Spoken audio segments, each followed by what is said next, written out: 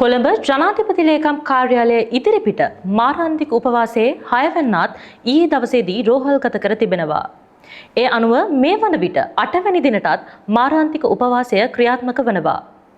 මේ පිළිබඳව පාසල් සංවර්ධන සංගමය ප්‍රකාශ කරේ තමන්ගේ ගැටලුව පිළිබඳව සාකච්ඡා කිරීමට ජනාධිපතිවරයා අවස්ථාව ලබා නොදීම හේතුවෙන් අද දවසේත් ජනාධිපති ලේකම් කාර්යාලය ඉදිරිපිට විරෝධතාවයට අවතීර්ණ වන බවයි. වසර 7ක් පුරාවට පාසල්වල ඉගැන්වීම් සිදු කරන නිසාවෙන් කඩිනමින් ගුරු සේවයට තමන්ව ඇතුළත් කරගන්නා ලෙස ඉල්ලීම හේතුවෙන් මෙම උපවාසය ආරම්භ වී තිබෙනවා. රජයේ වෛද්‍ය නිලධාරීන්ගේ සංගමයේ අඛණ්ඩ වෘත්තීය ක්‍රියාමාර්ගය අද දවසේත් ක්‍රියාත්මක වනවා. අද දවසේ උදෑසන 8 සිට මේ වෘත්තීය සමිති ක්‍රියාමාර්ගය තීව්‍ර කිරීමට පියවර ගන්නා බව එම සංගමය සඳහන් කර තිබෙනවා.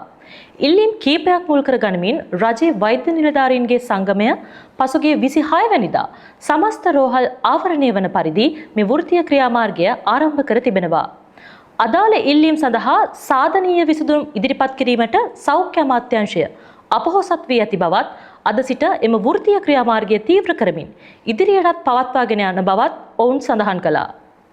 මීට අදාළව එම සංගමයේ විධායක සභාවේ හදිසි රැස්වීමක් පසුගිය 31 වනදා පැවැත්වුණු අතර එහිදී මේ ක්‍රියාමාර්ගය අඛණ්ඩව ඉදිරියට පවත්වාගෙන යාමට රජයේ වෛද්‍ය නිලධාරීන්ගේ සංගමය තීරණය කර තිබෙනවා.